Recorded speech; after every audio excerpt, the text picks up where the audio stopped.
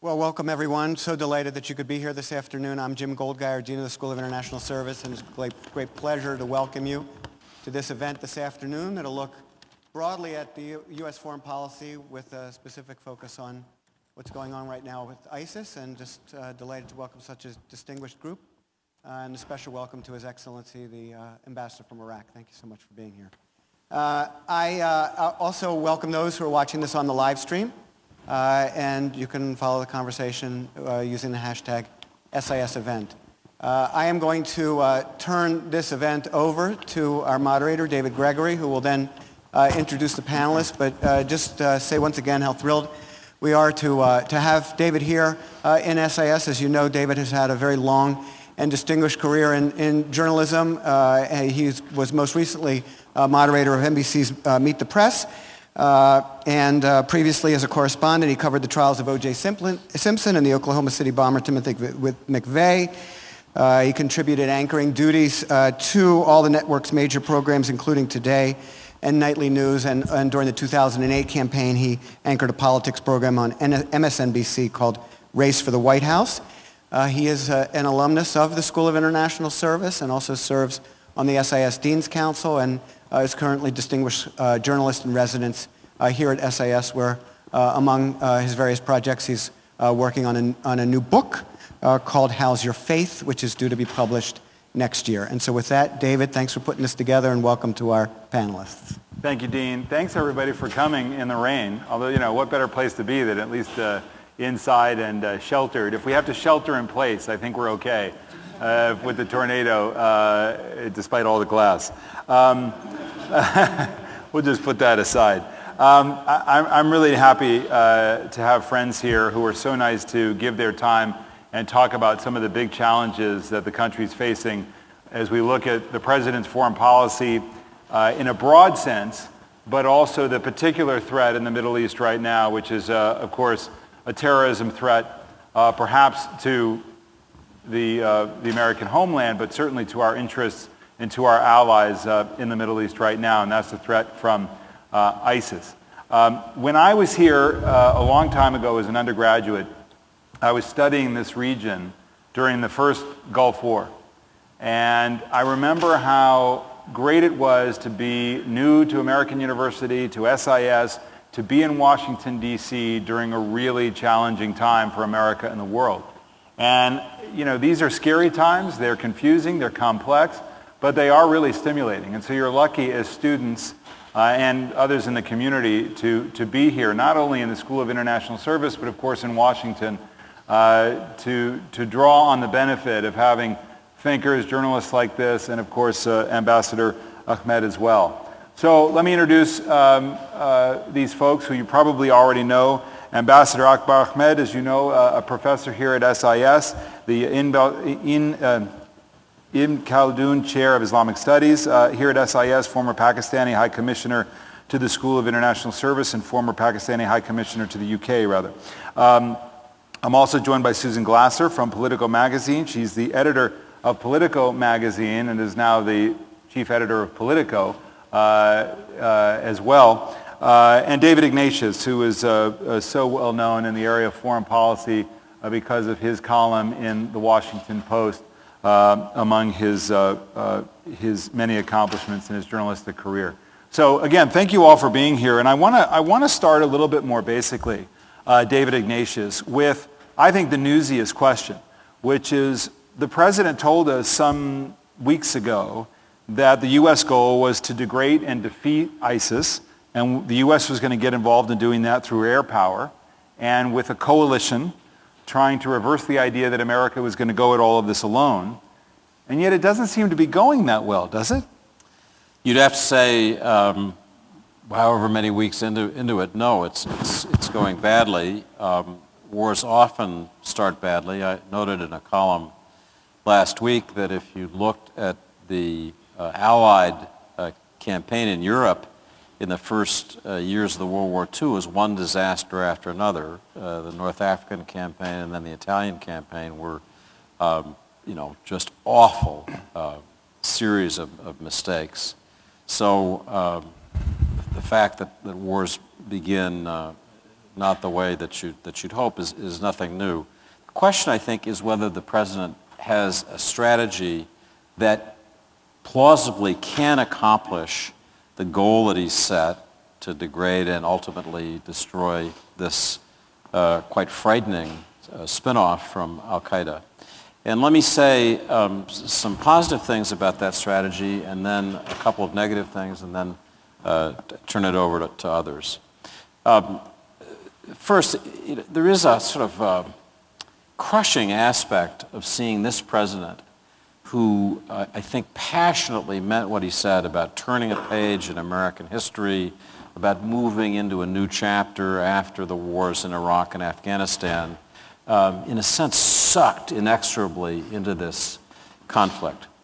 And I think the thing that he has felt most strongly is this time we are not going to let the Arabs in the neighborhood, the Iraqis and others, hold our coats while we go do the fighting. We're not going to do that again. So the president was fairly disciplined in insisting that there had to be changes in the Iraqi government, that Prime Minister Nouri al-Maliki, who the White House had come to understand was a divisive, polarizing figure, had to go, and that a more inclusive government had to come in as a precondition for American help. He's made similar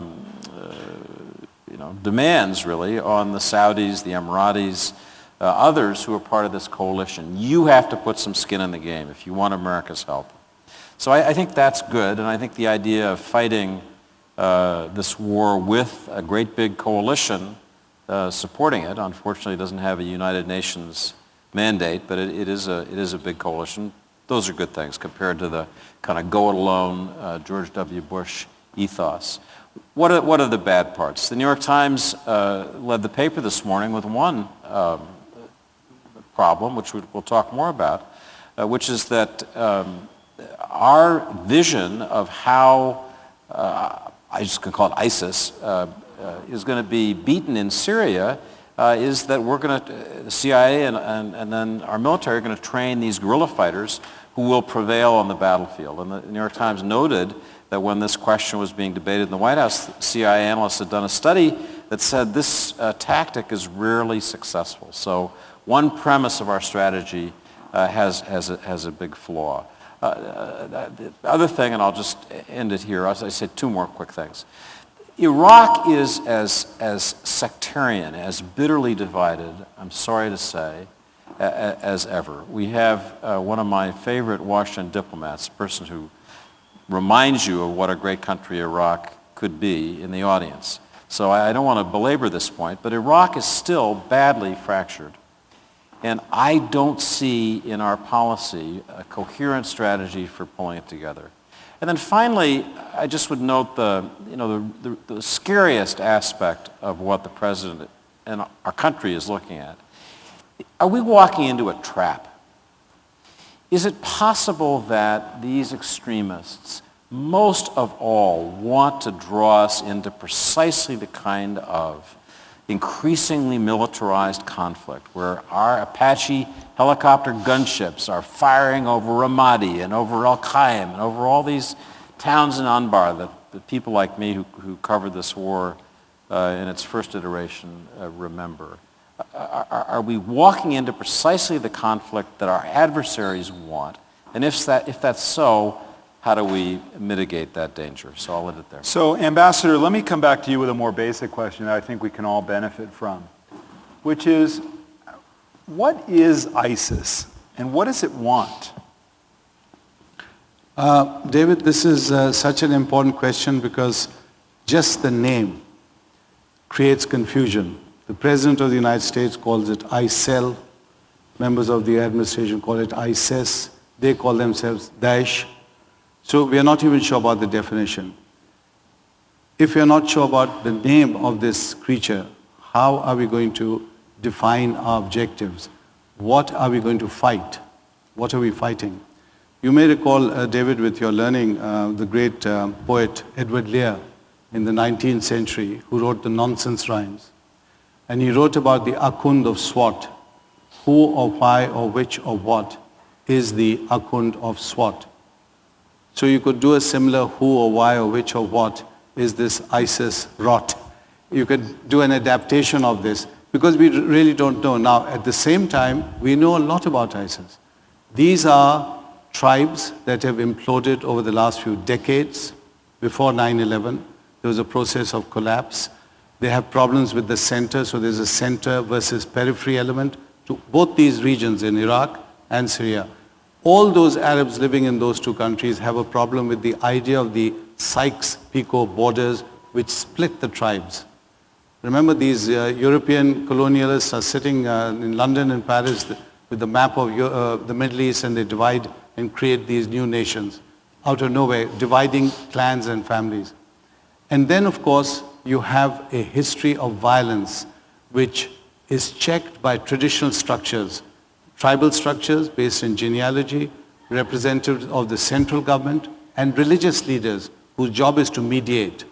The three pillars of society. All three pillars have been shaken or destroyed over the last few decades. This process accelerates after 9/11. So you have Al-Qaeda blowing up villages, then you have the central government, then you have American forces, then you have Saddam's forces. So the result is, for the ordinary man, the response is one of violence, violence, and violence. Very little to do with Islam and all this.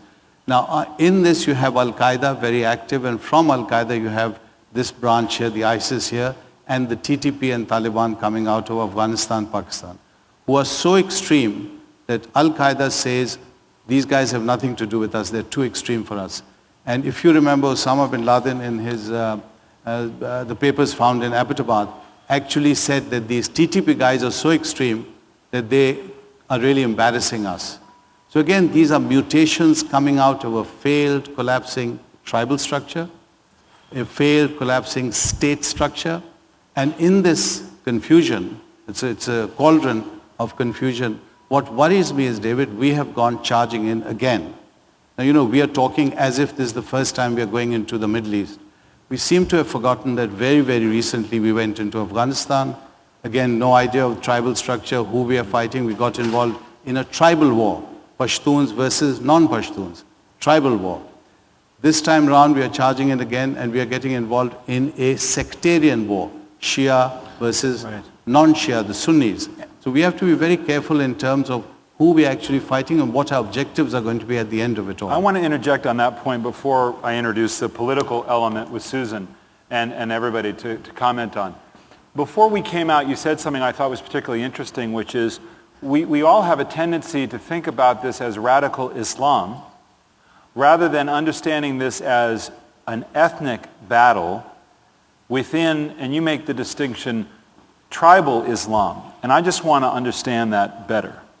Well, David, this is a very important distinction, and I'm resting this on decades of working and actually administering these tribes and writing about them as an anthropologist. Now, many of these tribal societies live on the periphery. They're not central government or center-based tribes. So you have the great centers of learning in Cairo and Tehran and in the capital cities, and then you have the tribes. Tribes dictated by the code of honor, which consists of hospitality, of bravery, of courage, and above all, of revenge. It's very important in tribal culture. Nothing to do with Islam. I want to emphasize this. This business of, going off and doing what you want to outside the jurisdiction of Islam, beheading people, chopping up people. It's got nothing to do with Islam. Now, when these tribes are in the process of implosion, as I've described, you will then have the collapse of this code. And in this mutated form of the code, what remains is revenge. So you see a pattern in this book, The Thistle and the Drone, and I studied 40 case studies across the Muslim world. You'll see a pattern that we almost have a mathematical precision. I'll hold it up for you there. One day, the Pakistan army strikes at these areas, in the northern areas, tribal areas. Next day, they'll strike back. The army uses force. Immediately, they use force. And they'll say, we are doing this because we are taking revenge. And for savagery, we talk about the Western hostages being killed and beheaded by ISIS. We seem to forget that the TTP had actually beheaded 21 soldiers of the Pakistan army and played football with their skulls and put this on video and on YouTube. So these are really people not behaving at all by any standards in terms of Islam and being criticized for their behavior by thousands of Muslims, imams, scholars who say they have nothing to do with Islam. So Susan Glasser, let's talk politics here, because this is a tough moment for President Obama, low approval ratings. His party has lost the advantage that it seized back in 2008. It was interesting to read this week in NBC News polling, Wall Street Journal polling. Back in 2008, Republicans had lost their advantage that they had on managing and foreign policy, national security policy. Democrats seized that in 2008. Democrats have now lost that again. So what is the debate like within the White House, Susan, and broadly in Washington? Because there's a lot of talk that I hear about what America is not prepared to do, commit ground forces, but not a lot of emphasis on what it actually takes to defeat the enemy. Well, thank you very much, David. I think that's an important point that you picked up on in the poll this week, and the fact that this is the first time that Democrats are now seeing, again, national security being seen as a weakness of the presidency and not a strength. I'm thinking of the name game and the problem that this is an enemy that we can't even call today. It actually was announced by the Pentagon that they had given a name finally to this operation, and after much back and forth and debate, they've decided to call the bombing campaign that we've undertaken Operation Enduring Resolve. And in many ways, I read that and I thought, it's almost like the Pentagon is playing a joke on the president, right? Because as David pointed out, the president has gone out of his way, and there's no one who thinks that he's anything other than an extremely reluctant warrior in this situation. And, the notion of enduring resolve, when we spent 3 years debating and agonizing in every possible way over scenarios for American involvement, in part because of the toxic politics, in part because of the fear that almost any reentry into the Middle East is in effect a reentry into a quagmire that will not end well for the United States. And so I do think there is some irony, whether intended or not, in the Pentagon's naming of this operation. I'm struck when you talk about the politics and this question of enduring resolve. I think it's quite remarkable, and if anything, undercovered as a story in the last few weeks, the extent to which I think we're seeing a fairly public debate start to play out between the president and the generals and the Pentagon. This is very unusual. You're seeing a lot of former top-ranking generals and other officials already very publicly saying this war plan won't work. It's unrealistic. It's not only based on perhaps a false theory of the case in terms of what kind of results we can achieve on the ground by training rebels inside Syria and letting them do the fighting for us, but just simply premised on the notion that an air campaign against guys in pickup trucks who are surging from one area to another is in any way a kind of realistic thing. It was George W. Bush a long time ago, right, who mocked Bill Clinton for the strategy of sending Tomahawk missiles into the al-Qaeda training camps in Afghanistan. He said, basically, I'm not going to spend $50 million to destroy a camel in a tent. And so Bush obviously had a very different view of boots on the ground.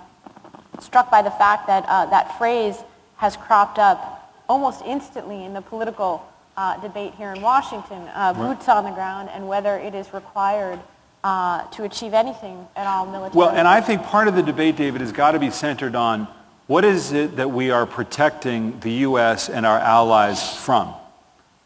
So if we don't go all the way, wherever that is to defeat ISIS, then what? What is the consequence? What are we afraid of? Well, that's the right baseline question for any country going to war. What is the threat that you're trying to combat? I think in the president's mind, in the mind of key decision makers, ISIS proves such an aggressive, metastatic adversary. They should have seen it coming in Anbar province better than they did. I mean, I was in Amman talking with tribal leaders in April. They knew it was coming. And it's been in Mosul for most of this year, and then finally pulled the trigger in May and swept through Mosul and swept through Tikrit.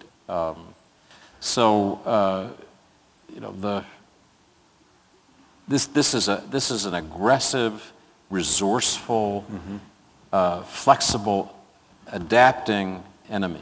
Do they want to attack the U.S.? So I want to get to that. So according to the people we talk to, there is not current intelligence that they're planning attacks in the U.S. I think the issue that the White House was facing was a different one. If this wasn't checked, if it kept on expanding, there was a significant possibility that Jordan, which has a lot of Sunni tribal people who are, have been in the past restless in some of the cities outside of Amman and Ma'an in the south of Jordan. And there was the fear that this contagion could spread and that the Kingdom of Jordan, a key U.S. ally, would be at risk. And if Jordan was at risk, then what about Saudi Arabia next door? So I think there was a feeling that unless force was exerted to cap this, you could have really quite disastrous consequences. Then there's the whole question of terrorism. In these safe havens, analogous to Afghanistan in the time that bin Laden was, plotting what he let loose on September 11, 2001, unmolested in these safe havens, what would these thousands of foreign fighters who come through the camps, what could they bring back? How would that put Europe and the United States at risk? So I think all those things together added up to a threat that the president decided he had to act against. But I mean, Susan's this name, Enduring Resolve, what a mischosen name. I mean, this really should be called Operation Reluctant Warrior, right? I mean, that's who the president is. He really didn't want to do this, and he decided in the end that he had no choice. We could be an interesting conversation to have about whether he did have a choice, but I think it's the additive series of things I mentioned. Well, and I want to come back to your point about, is this a trap? Because that's provocative. But I want to go back to Ambassador Akbar, which is the design. If there is a ruling design, if there's a goal here among these nihilists, evil people that are ISIS, what do they hearken back to? Because we know about great periods in Islamic history and civilization. We think about the Ottoman Empire, but as you and I were discussing, we were really talking about the Arab Caliphate in the 8th century, right? Those are the good old days. Is that what they think about? Is that what they're actively plotting a return to? Again, David, we have to be cautious. This is not the first time that a leader like Baghdadi has claimed to be the ruler of Islam. Mullah Omar in Kandahar declared himself Amirul Momineen. He had territory. He had a foreign policy. He had set up a state in his mind, and in fact they went on to capture Kabul and play a role in Afghanistan's history, and they're still there. So this is not the first time, and it's happening in Yemen, it's happening in Somalia. You have the leader of Boko Haram had some titles for himself. They are harking to this golden age of early Islam, not the Ottomans, but the Arabs, the time of the Prophet. Now the core principle of the time of the Prophet and the next four caliphs who constitute what is called the righteous caliphs, the core principles of society and administration are justice, knowledge, pursuit of knowledge, encouragement of pursuit of knowledge, equality, and tolerance. Tolerance or acceptance, if you like. These are embedded in that vision of Islam in the early part of its history. This is what carries Islam into Spain. This establishes a golden age for Spain for several centuries and so on. None of these features are visible in what is happening now. What we are seeing is really brutal savagery, and some things that they just shock. I've seen so much of this kind of behavior in these societies, but one is appalled as to what's happening. Perhaps the most shocking thing to me on a human level was this man from England, Hemmings, who comes to them to help them with aid, with charity, which they desperately need, and they just behead him. And that hit the Muslim community in Britain very, very hard because there was an emotional connection. So these are the kinds of people you're dealing with Now, if you're dealing with this and you're dealing with them the way we're dealing with them, and I find this strategy to be completely ineffective. So if it is ineffective, it's going to yield the same results. If you remember, Einstein had said the definition of insanity is to keep doing something again and again and hope that the result will be different. Because we've done this in Afghanistan, we did this in Iraq, we may claim these as great victories, but in the end we left behind tribal societies and even more turmoil. And from that we're getting ISIS.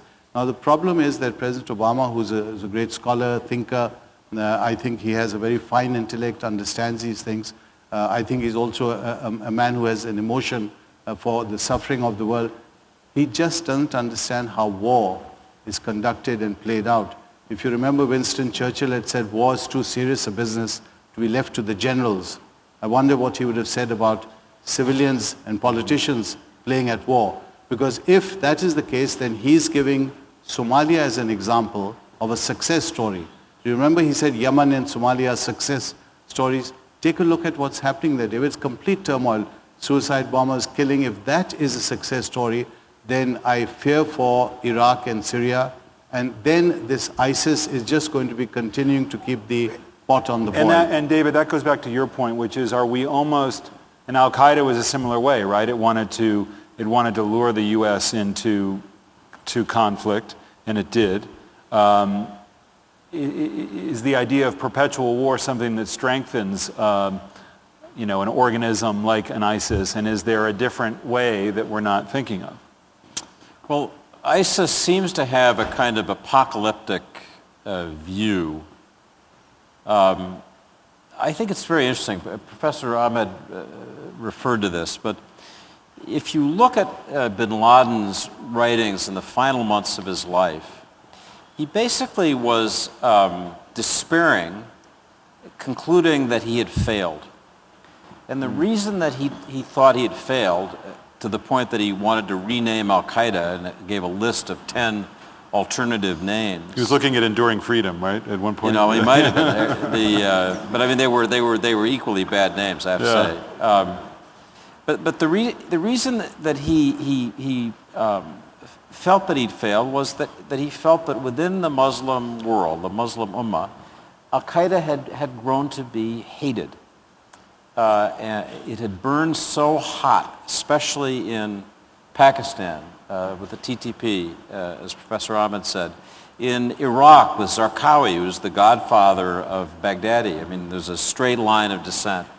That bin Laden felt, we have made so many enemies, we have killed so many Muslims with this wanton sectarian effort to torture off, a sectarian battle between Sunni and Shia in Iraq and elsewhere, that he thought, no wonder the Muslims aren't following us. So, and that's the only thing that I think we should balance these early reversals against. I mean, my own feeling, and I'd love to know what Susan and Professor Ahmed think, is that as the Muslim world looks at this savagery, people generally are disgusted by it, much as we are in the United States, as every sensible person would be. And that in the end, it's just not possible to brutalize your way to success. You can intimidate, especially in that torn apart country, you can intimidate for a long time, but not forever. But the idea, Susan, of having a coalition comes with the downside of having a coalition,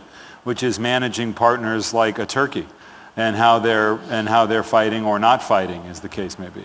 Well, I'm glad you brought that up, because I think it is important to understand this movement, whether you call it ISIS or the Islamic State, didn't just spring full-blown out of nothing. The context in which they have risen to rampage is very much not only the civil war in Syria, but there are many state actors who've contributed to the situation in Syria that gave rise to ISIS, whether it is... I'm going to fix your mic, Susan. No, I think it's catching you. Here, let's try this. Yeah, I know something about that. That should be better. Try that. All right, here we go. Can you hear me? All right.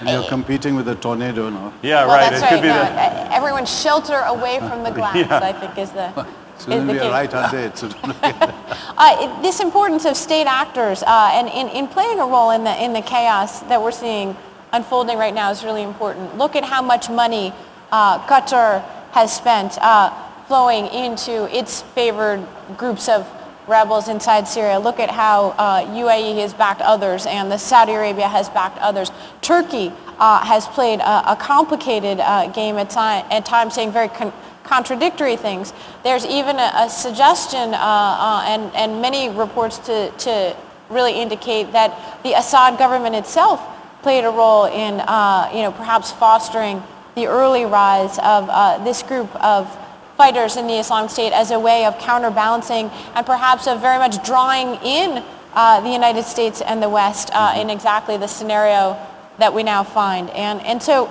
there's not a lot of good actors here, and there has been, billions of dollars of weapons and money and trouble being made right in this civil war that's unfolded for the last 3 years. And so I think it's very important to say it's not just like there's some eternal war unfolding between the tribes here in Syria and Iraq. And in fact, let me just say this: if you're just walking in, are you able to boost the level a little bit just to compute a little? It's hard, right? I'm just going to hold this up. If you're just coming in, we're talking about the challenges to the president's foreign policy and the particular threat that comes from ISIS. Ambassador, make this point. I want to engage all of you with some of your questions as we'll keep peeling away the layers of this conversation. I'll encourage all of you just to move your mic up. You should be okay, Susan. I moved yours up. Just move, Professor and David, move yours up a little bit just because you're fighting the rain. So I'm sorry, Ambassador, go ahead. Yes. If you take the average Muslim in the Muslim world, and I'm in touch with Muslims, my family is in Pakistan. 4 or 5 members of my wife's family were killed by the Taliban in Swat, in the state which they took over. There's a direct clash. What people want there is stability. They want security. They want to get on with their lives. For 3 decades, literally in that area, for 3 decades, Syria, Iraq, Pakistan, Afghanistan have been in turmoil.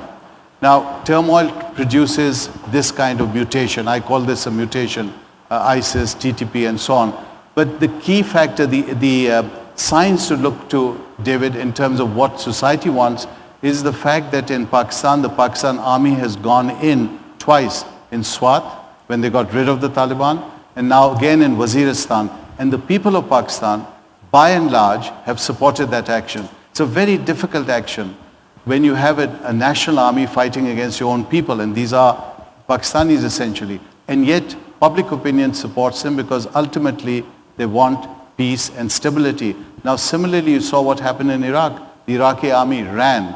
It ran because it had no confidence that the ISIS would not overtake their positions, overwhelm them, take them over, and then start beheading them.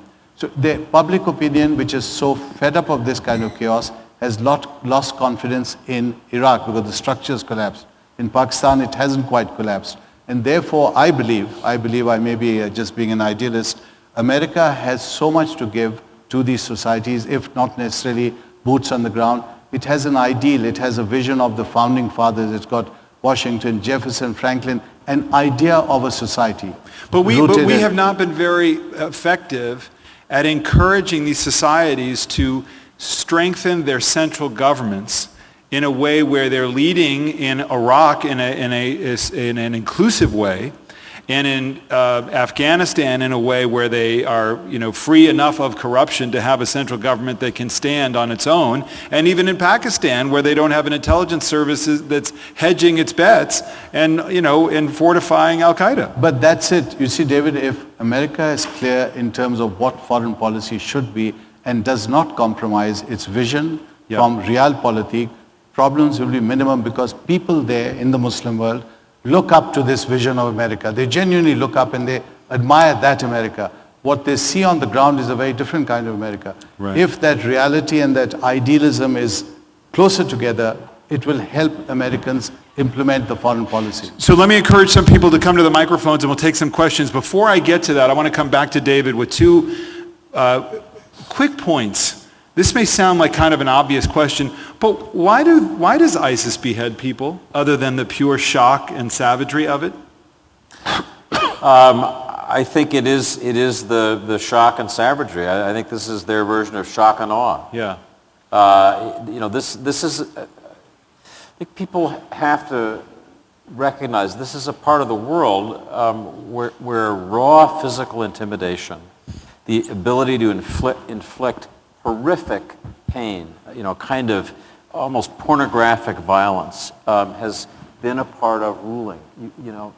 The things that Saddam Hussein did when he was president of Iraq, I wrote a novel about a society ruled essentially by torture and by people's understanding of just how horrifying the consequences would be. So I think that's the simple answer is they did it because it was so brutal. And the other point before the questions is, what makes ISIS so tough? People don't realize they're battle-hardened because they've been fighting in Syria, so they have experience, but they're also wealthy. Where do they get the money from? A series of sources. They get it from kidnapping. A lot of foreign governments and foreign individuals have paid them for the return of hostages they've taken. They get it from oil. They were smart to seize both oil fields and oil refineries in Syria, and they now have, I think, access to oil in Iraq. They overran central bank branches and got cash. They have been incredibly resourceful. I'll tell you one final thing they did, and this is why they have to be taken very seriously as an adversary. They knew that there were thousands of trained cadres full of hate and expertise in bomb making and all the things that they would need in the prisons of Iraq, in prisons in Anbar, in prisons in Mosul, on the way down from Mosul. And they systematically began to break those prisons. Their first big operation that everybody missed was they overran a prison in Anbar province this spring. And it was an incredible operation. They rolled up car bombs, and then they had suicide bombers with vests, and they had people with guns. Then they blew into the prison, and they liberated between 2,000 and 3,000 people. Suddenly, their army was augmented by that. They did the same thing in Mosul. I mean, these people are really smart in how they plan their operations, which is why, General Allen and the other people planning the U.S. campaign are going to have to be equally systematic. And again, David, we have to go back to the notion of tribalism. These are tribal people. They grow up with a gun. The gun is part of their costume, their clothes. In the ISIS areas, Syria, Iraq, again TTP, Afghanistan, Pakistan, Somalia, Yemen, they have grown up in a martial tradition. They're proud of being warriors. So for them, fighting comes very naturally. And what they're seeing is a collapse. They're going to fight against what they perceive as the enemy. It may be their clan, maybe their cousin, maybe the central government, maybe the Americans. And they're not going to behave in a very civilized way, because no Islamic text is ever going to say go and rob banks, go and rape women, go and kill people, go and just chop up anyone you want to chop up. It's a complete violation. We'll go to questions now. A question or a point, not both. Let's not make speeches so we can keep it moving. Ma'am, please start. Yes, my name is the Reverend Dr. Carol Flett. I'm the Interreligious Officer for the Episcopal Diocese of Washington. I partner with Dr. Ahmed on many occasions, and I'm involved in several interfaith dialogues in the D.C. area. I want to respond to the conversation you're having about what is the threat of ISIS and also how smart and sophisticated we understand them to be. There's another strategy that they're using that I'm hearing from my interfaith dialogues, and that is to reach the young people in this country, to recruit them to serve. And I'm in a relationship with similar leaders like myself in Toronto and Boston and Minneapolis, and we all have stories of young people being on the internet and YouTube videos. I saw a recent YouTube video of how they're recruiting young people, and they're very smart. They're using all the social media, setting their recruiting exercises to music and poetry, and getting kids all energized to serve. So, and the Muslim family said, if they get to our children, they will destroy our families, and that may be another strategy. I wonder, Susan, thank you so much, Reverend, for that, because what's scary about that is it gets to the potential threat. The level of sophistication that ISIS has, which is not just territorial, is not just governmental in terms of taking down regimes, but also understands what Al-Qaeda seemed to be less interested in, which is the power of the one-off attack in the United States, the shopping mall attack or something like that we haven't seen Al-Qaeda engaged in. Well, that's right. Al-Qaeda may come to be seen as a sort of a relatively speaking conventional precursor. The use of media that we're seeing now with ISIS, I think, is a striking next stage. Remember, it wasn't very long ago after the raid on bin Laden's compound, that President Obama and Leon Panetta famously proclaimed that Al-Qaeda was dead. They may have been right in the sense that it's being replaced by something that's much harder to track, that's much less conventional in what defines membership. I think, counterterrorism agencies, both in the United States and certainly in the UK, where there's a big issue with this, have been prepared for this for the last decade. But now we're really seeing it happen in a much accelerated way, which is to say that the lone wolf has never been more enabled. A person who can sit at home on a computer.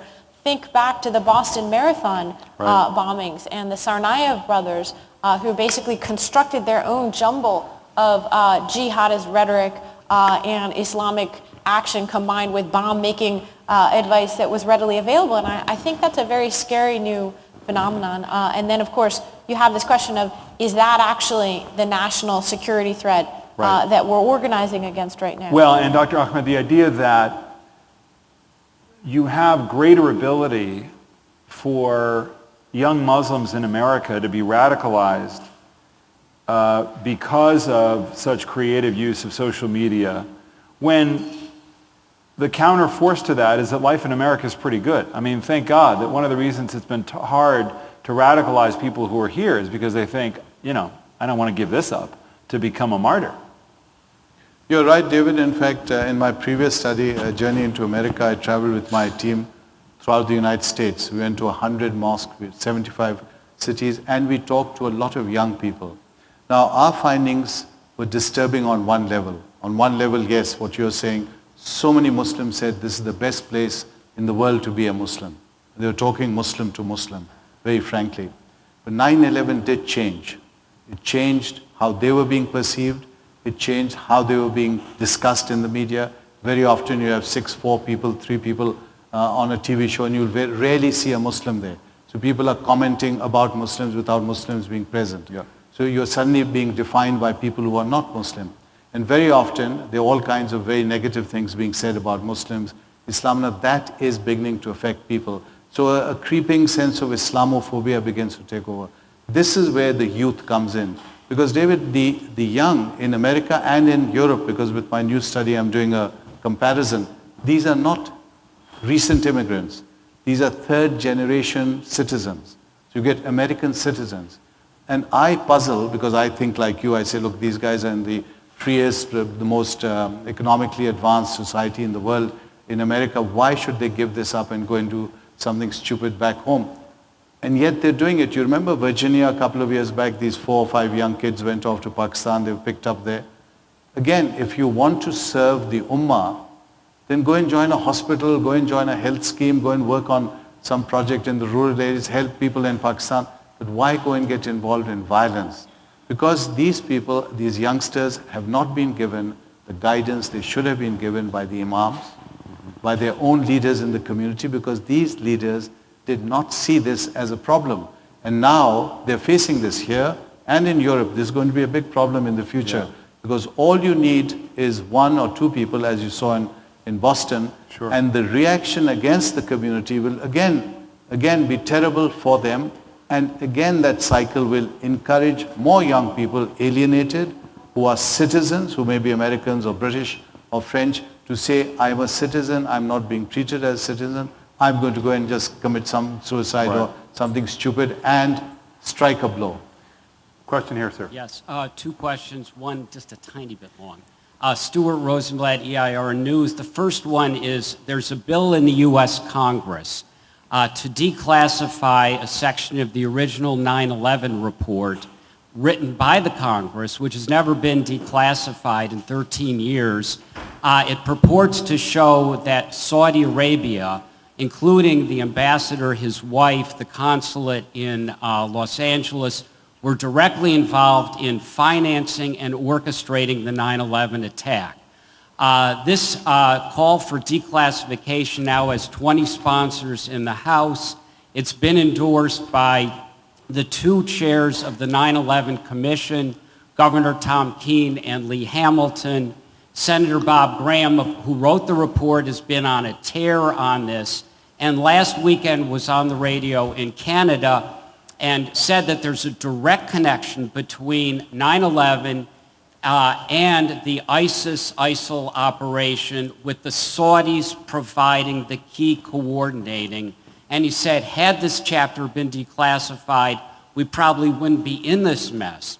So the first question is, would you support the declassification of this chapter of the 9/11 report? The second question is, would you support collaboration with the U.S., Russia, Iran, Syria, Egypt in an actual operation to get rid of ISIS? Okay, well, these are not policymakers here. Well, these are analysts here, so they're not deciders. But I can ask Susan to analyze to what extent. I mean, look, the tension, thank you for the question, the tension between the administration and Saudi Arabia going back to 9/11 on these issues is well established. Does this push for declassification add momentum to that, and how much, does this tension accelerate? Well, I can't speak to the specifics of what the questioner is referring to. I do think that if you look at the relationship between Saudi Arabia and the United States over the last couple of years, there's been really an even pretty open rift until recently. Saudi Arabia was extremely concerned about the U.S. Reluctance to do more to stop what it perceived as an enormous threat unfolding in the Syrian civil war. They felt that, in effect, there was a sort of resurgent Shiite power across the region, very concerned that Obama personally was not engaged in the relationship to the same degree as his predecessors. And so, I think it may well be that this new campaign changes that dynamic yet again. The Saudis have enlisted in this and are actively engaged in supporting the current campaign against ISIS. I think there is a unity, and you even see some noises today. I believe Secretary Kerry and his Russian counterpart were meeting and were in the first perhaps sign of a modest chill, right? Saying, well, maybe we'll now share intelligence about ISIS, at a time when obviously the relationship has deteriorated very significantly over Russia and Ukraine. There suggests a common interest in fighting this particular terrorist group. So, David, it leads to a kind of a broader point,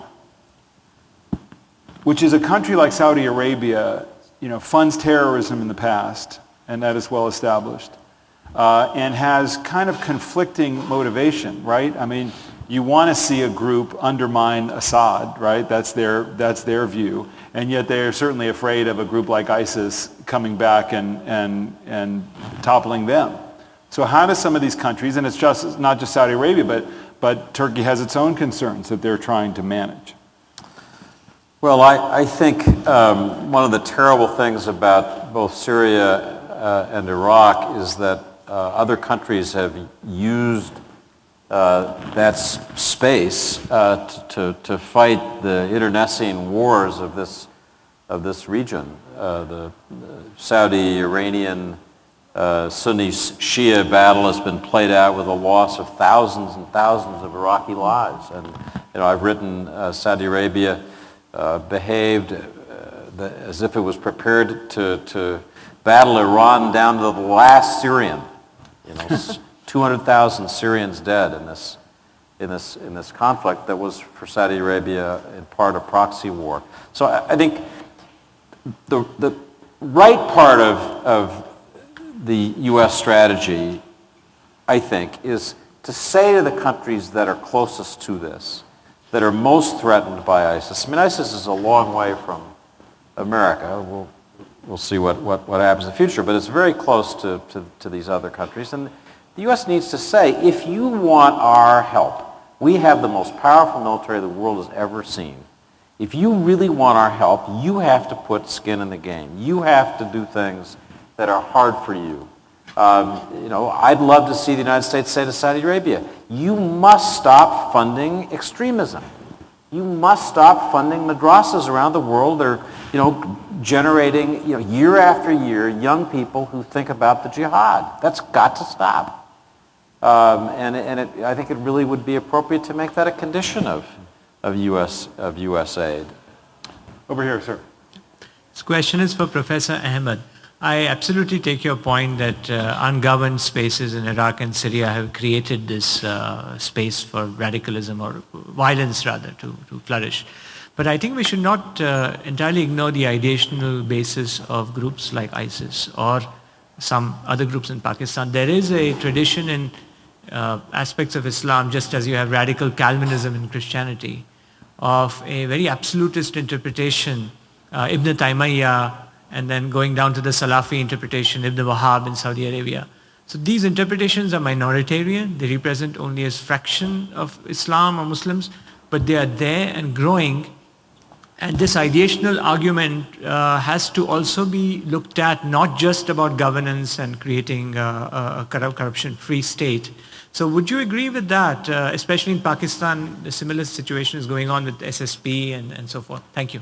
I'm glad you raised this because it goes back to David's point about what I'm calling tribal Islam and mainstream Orthodox Islam. The references you're giving are really again based in terms of how scholars look at this religion, faith. They write about it, they debate about it. They normally are associated with universities or with centers. All of them, whether you mention Wahhab or Ghazali or Imam Ghazali or the four Imams early on who gave Islamic law. Tribal Islam is very different because tribal Islam is constantly in conflict or overlapping with Islam itself. Now I've given dozens of examples where tribal Islam will trump Islam. For example, in the treatment about women, inheritance. Inheritance is a very good example. In Islam there is inheritance, in tribal Islam there is none. And yet when you talk to tribal people, they'll say, we are Muslims, we can be nothing but Muslims. If you talk to a tribesman in the tribal areas, he's very proud of being a Muslim. That's his identity. And yet, many things he is doing, wittingly or unwittingly, are far from Islam, Orthodox.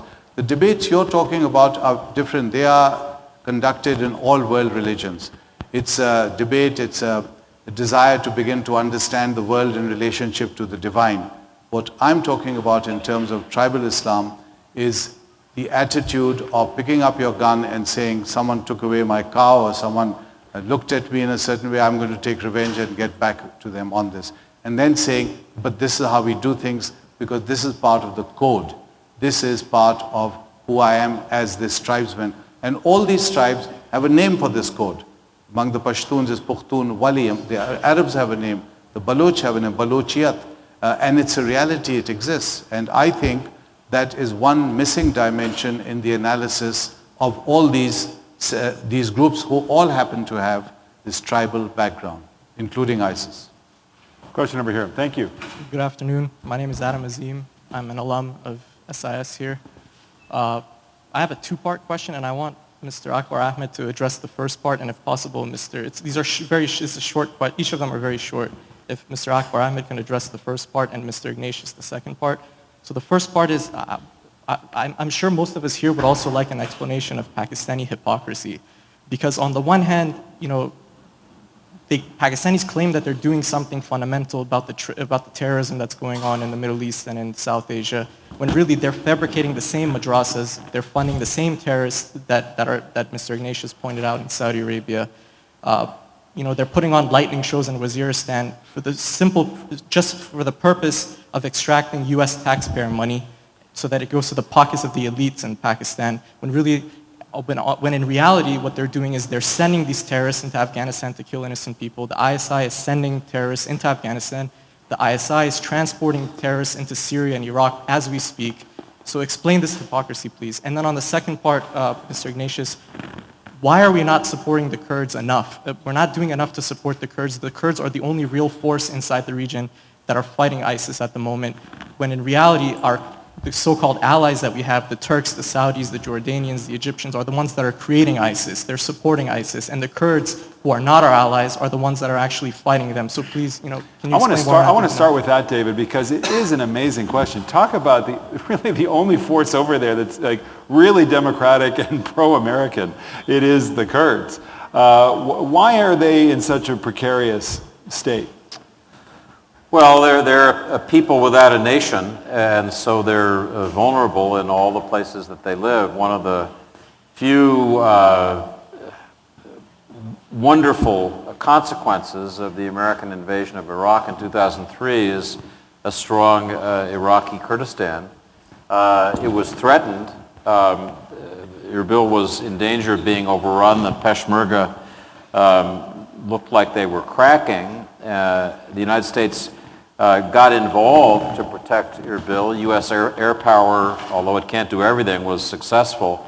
I just should note that the first in to help these wonderful Kurdish people were actually the Iranians. Qasem Soleimani, the head of the Quds Force, was there before we were. His artillery was ranging ISIS fighters before our air support came on the scene. So the Kurds are grateful to us. They're also grateful to the Iranians didn't do that out of the love of Kurdistan, do they? No, but the Iranians teach a lesson that I think is useful for the Middle East, which is that it's important to ride multiple horses at the same time. I mean, the Iranians are the best friends of the Shia, of course, but they're also very good friends of the Kurds, and they also have a lot of Sunni contacts, and they're all over the map. And I think the United States needs to, we tend to be kind of monoclonal. It's the light switch is either on or it's off, and the Middle East is not. That doesn't work very well.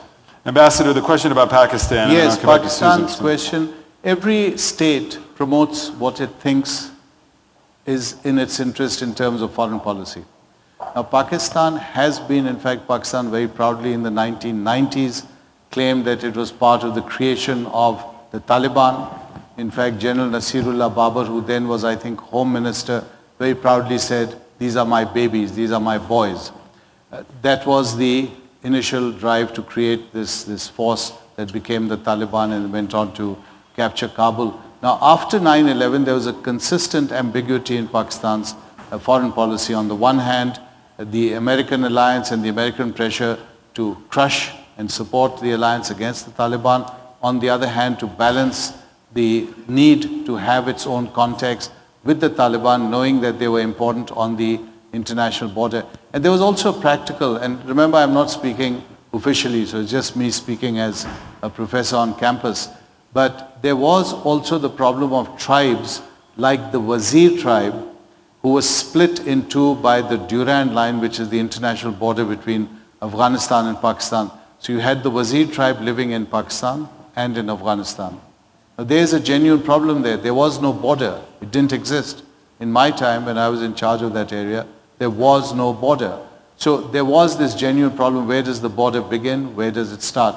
Now today, the reality is that for Pakistanis, they're caught in this terrible bind because as a result of 9/11, direct result, whatever their policies and their ambiguities and their double dealing, they have faced a situation where something like 55,000 Pakistanis have lost their lives in fighting with these people, different groups in tribal areas, in the settled areas, people blowing themselves up in Karachi, in Lahore, in the cities, attacking mosques, attacking schools, attacking offices, attacking Christians, Muslims, Shia, Sunni. So a lot of Pakistanis say we had nothing to do with 9/11. There wasn't one single Pakistani involved, and we have ended up by losing so many people and millions of dollars of property. So from their point of view, they're not particularly happy the way the war on terror has gone and what it meant for them. Susan, we've been focused on ISIS, focused on the Middle East. There are other crises that the president's engaged in foreign policy. There is the Ebola outbreak in Western Africa and its manifestations in the United States. And there's Vladimir Putin, who unlike at the dawn of the war on terror after 9/11, when he kind of stood down, so that the U.S. would look away from Chechnya, among other things. Here he is taking advantage of this focus in the Middle East. So is the president's foreign policy for the balance of his term ISIS? Is he distracted from that by some of these other things? Where are his priorities? Well, I think the range of crises suggests that no president has the luxury to sort of pick and choose his targets, and that no matter what your grand strategic vision is, and remember, this was a president who talked about pivoting to Asia, and that we were going to have a much more strategic American foreign policy after exiting and withdrawing from the wars in Iraq and Afghanistan. You know, he hasn't had the luxury of focusing in that way. I don't think that any president does. The sheer range of crises is fairly notable. There's a sort of head-spinning quality to it all. Remember this summer we were, every day it seemed that the Russia-Ukraine crisis was at the top of the... Was Russia going to invade, or simply continue this standoff on the border, which has continued despite a ceasefire, by the way, in eastern Ukraine? Several hundred are dead in the course of that ceasefire.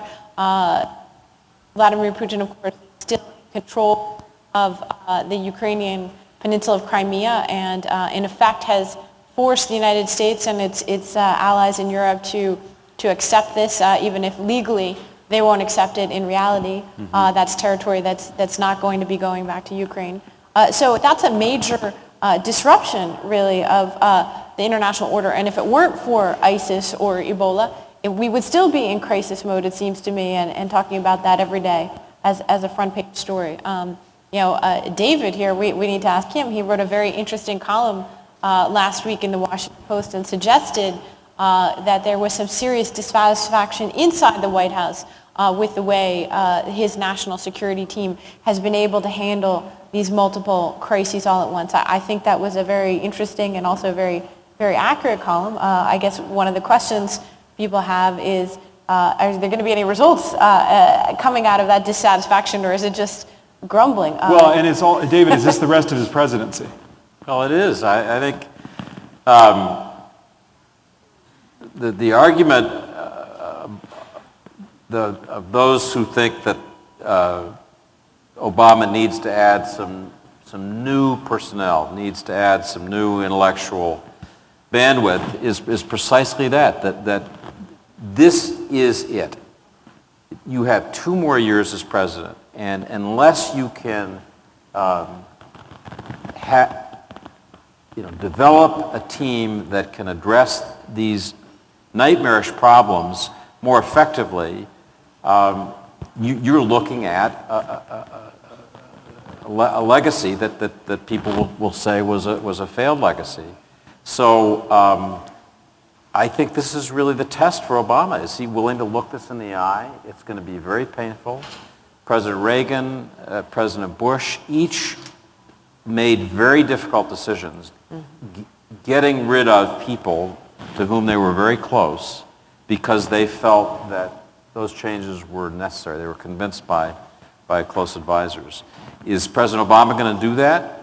We'll find out. Stay tuned. I mean, I think over the next month we'll find out. But it is interesting to look at Reagan and Bush, each of whom in their second terms faced precisely this issue and stepped up to it. Well, David, just one point on this. I want to just take off from there. This sense of being overwhelmed in terms of decision-making crisis. This is the superpower. It cannot afford to behave as if it can only deal with one crisis at a time. Ebola, it's almost knocked out. America's, read the press, look at the television, it's like the Martians have invaded. ISIS, the same thing. They're here. David, I read Congressman Hunter saying they are here, in fact. Then the head of the DHS said they're not here. Again, confusion.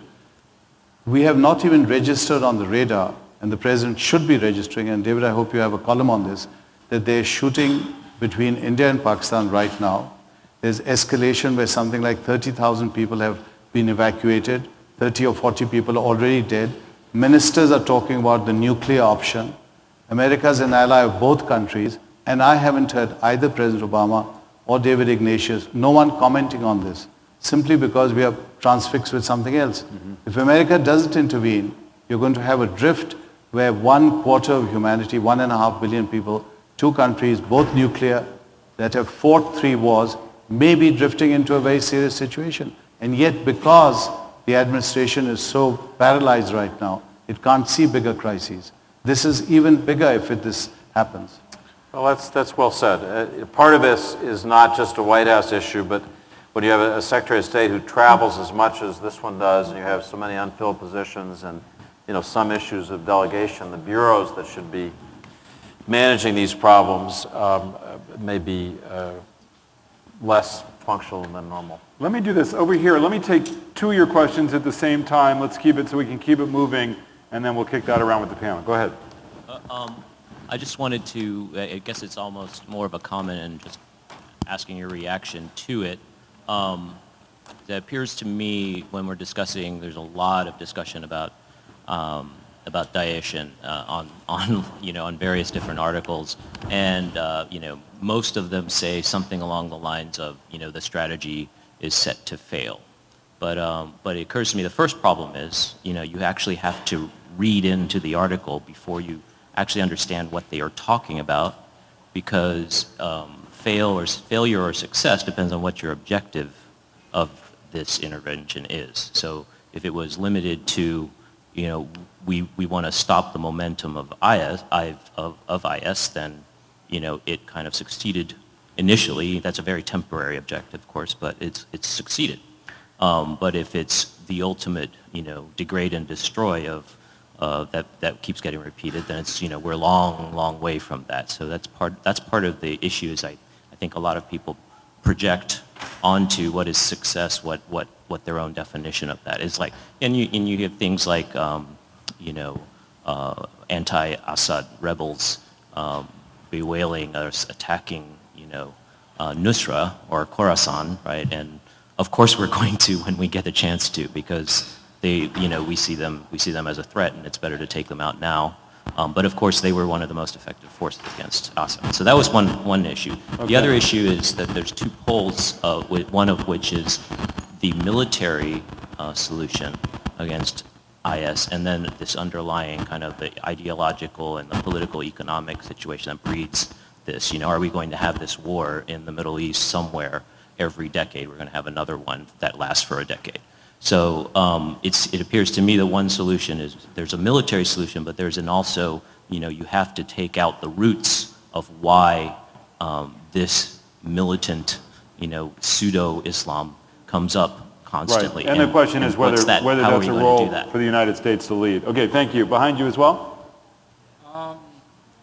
I guess my question is a little bit simple. Well, I shouldn't say that.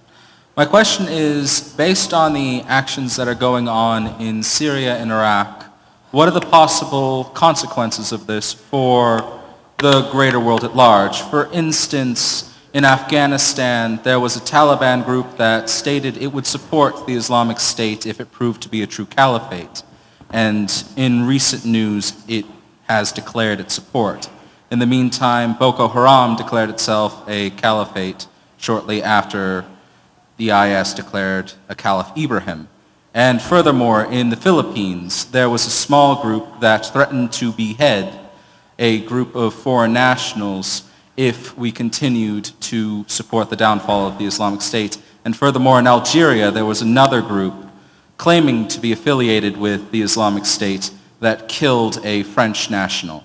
So I was wondering, in your educated opinion, how far will this spread, and to what extent will it cause precedent for the coming years? Well, we've been talking about mutations, right? And the idea that, in fact, some of the lifeblood, some of the oxygen for these mutated groups is to be in conflict. That's how they train, that's how they get their standing. David, until they feel that they have some, and I'm talking about the larger society within which they operate, until that society begins to feel that they have some element of justice, some hope, some stability, they will just carry on because they have nothing to lose. Again, we have 40 case studies. It's not 1 or 2 or 10. These are 40 case studies from Morocco right up to the Caucasus. The problem is that in this age, with globalization, every act of theirs can become globally known. And that is an advantage they have. If they had behaved like this 50 years ago, you wouldn't have heard about it, unless you were writing something on it. So they have that advantage. What also is happening is that it feeds into this larger sense of a crisis within Islam. And then you have the argument, is Islam to blame? Is it some verse of the Quran? Where they're getting this from? And that is why we have to understand the context of these movements. All right, over here. Hi, my name is Nick. I'm a freshman at AU, and thank you all for being here to speak to us. But I guess my question is, what can we do about this? Because we're talking, we're learning about it, but is there anything that we can do as students, as a community, as the United States, the people, not just the policymakers, not just the people in charge, but what can I do? Good question. Susan, why don't you start with that? It is a good question, in part because I think there is a perception, both in the world at large and here in the United States as well, that our politics now is being fueled by people who don't want to do anything at all, in a nutshell. And that I think that, in many ways, is the political dynamic that has certainly encouraged President Obama in his own instincts, which are, to avoid more foreign entanglements. He talked in 2012 about a period of nation building here at home, and that was his goal. I think, this is definitely Operation Reluctant Warrior when it comes to that. And I think if you look at the polls, they suggest, that Americans across the political spectrum, Democrats, Republicans, are very uneasy with doing very much at all. And I think that also plays into a sense of this is a part of the world where you don't know very much about it. There's an undifferentiated sense of, this is just a quagmire. It's just a mess. It's someone else's problem. Why are we involved in it? So the very fact that you're here and figuring out the world, to me, makes you already stand out in many ways from the rest of the country. But I think it speaks to something that is driving the politics of it right now, that there's a sense of what can we do? Well, David, can I make a comment on the please. students as a professor on campus? And I see some of my students. You can do a lot because you can act as the best ambassadors of this country. Because this country, in a sense, has galloped off in a direction, and the people who represent it are people who do not they're not in contact with the rest of the world in terms of the Muslim world. Very often Muslims don't see Americans. They may see them at some cocktail party, in some hotel lounge, in some meeting, and that's it. Now I can say that I had taken my students, and one of them is here, Frankie Martin, to the Muslim world. We went to madrasas, to mosques, we met presidents, prime ministers throughout the Muslim world. And the reaction he'll tell you, the reaction he got as an American student, your age, every time he stood up in a madrasa with 500 men with beards, not unlike yours, the people there responded, hostile at first, tell us about Iraq, tell us about Afghanistan, why are you bombing us? But very quickly that became, who are you, where do you study, what are your likes, you're just like us, we've never met an American before, we're delighted to meet, can we email, can we get in touch? So I think Americans, first of all, to be safe, you must always be safe. You have to be out there, this is a critical time, this whole notion of the Peace Corps, and you can act as ambassadors. Remind the world that American stands for something much, much bigger than just continuous wars. Yeah, I mean, where's the right reverend here? Is she still here? Yeah, I mean, I think of the casting off of Ishmael. I mean, we have a country right now that is really dedicated to alienating the other. And we've been in that mode since 9/11. And I think to your point, Ambassador, the idea that there's an interconnectedness with the desires of people throughout the world to have a better life. We have to fight extremists, and we have to fight evil, and I believe there's evil in the world. And as a country, we've got to do that. But I think there are things that we can do to foster some greater understanding when there's a lot of complexity around these issues. Let me get a question here. Thank you very much. My name is Richard Dawson from MIS. I have two questions, one from the ambassador, one from Susan, regarding their previous commentaries. The ambassador talked about the confusion in the name ISIS. And for me, ISIS was an Egyptian goddess that was very powerful in the Middle East, in Mesopotamia previous to the Abrahamic religions. We are talking about thousands of years. It's like in the Western Hemisphere, in Latin America, the FARC in Colombia will change their name to the Virgin Mary. Everybody will follow behind her because they are Catholics, basically. Don't you think there has been an intentionality of putting this name, or is it only a chance or random or confusion? I don't think the people who are ISIS, or we define as ISIS, had initially chosen this name. In fact, I think they're just as confused because when you say ISIS, or is it Islamic State of the Levant, now Iraq is not part of the Levant.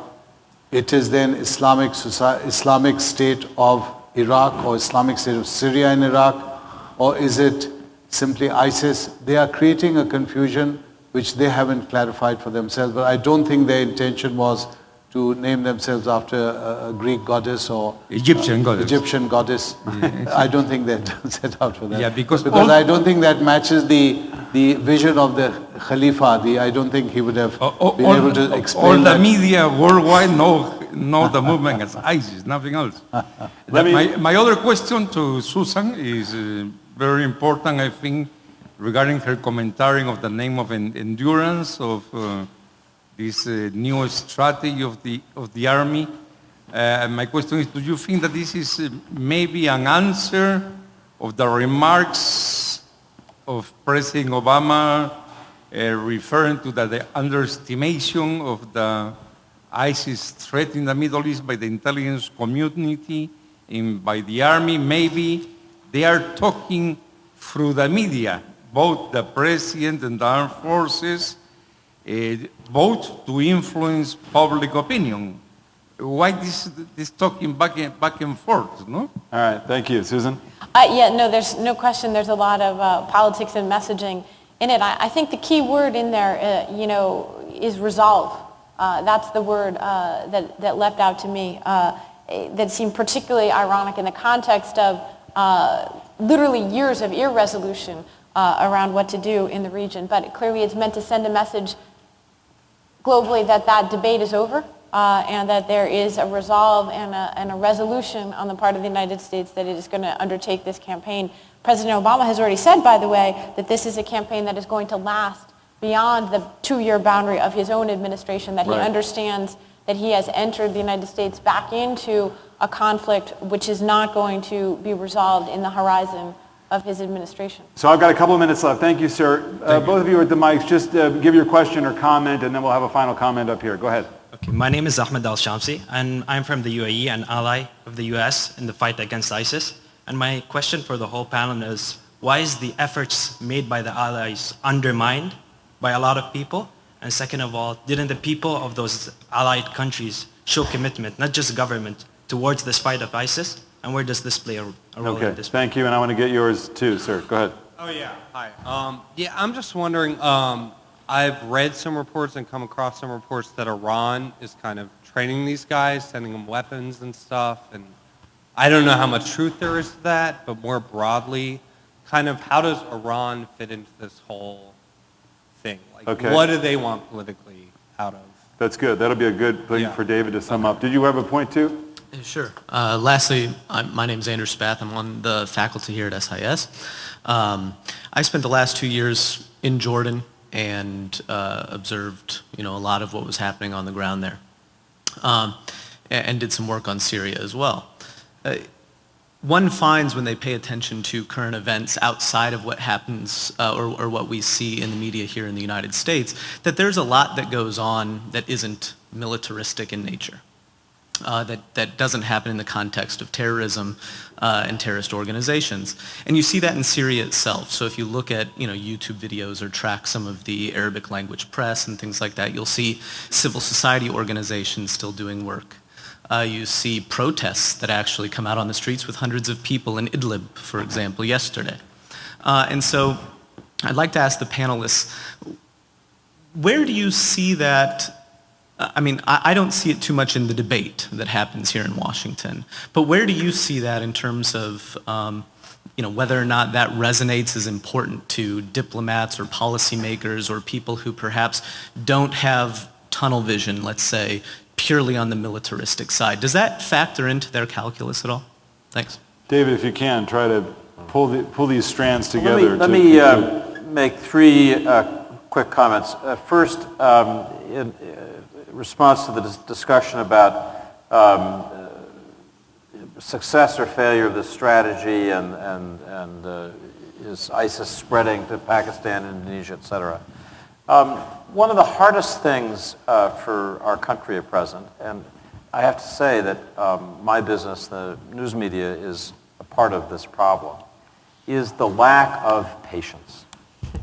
We really are kind of, ADD nation. We just go from one thing to the next. Our attention span isn't long. Warfare, but every aspect of life is about persistence and will. And we're not good at generating either. And this war is going to require it. And the consequences of not being patient are going to be really bad for all of us. Second, as I've tried to say several times, I think at the center of what makes sense about this dreadful war is that we have allies. We have other countries that feel, as we do, threatened by this menace. And one of them is the UAE. I don't know what the questioner is. Yes, one of them is the UAE. And the UAE has stood up with Saudi Arabia more than is often the case, and that's great. And I hope that our allies feel we're listening to them, in contact with them. We get it. I'm leaving for the UAE Friday, so I get to say so to people there myself. And finally, Iran. I mean, if there's one thing that I feel has become clear to me over many years of looking at this mess, this part of the world, it's that real stability will not be possible until there is some kind of security structure that reconciles Sunni and Shia, Saudi Arabia and Iran. This continual ravaging conflict between the two of them, a series of proxy wars, are eating up the Middle East. So the core of sane policy for the United States and its allies is to do everything we can to make some reconciliation, some new security architecture that balances the two possible. And the essence of bad policy is to veer in one direction or another. So, it is a fact that the U.S. and Iran are fighting essentially in parallel now with Saudi Arabia. That's interesting. That's a big change. And if you can build on that, maybe in a few years you'll have a different shape. All right, we're going to leave it there. Thank you all very much for being here and your contributions. Thank you all for coming. And if you'll join us, we have a brief reception right adjacent.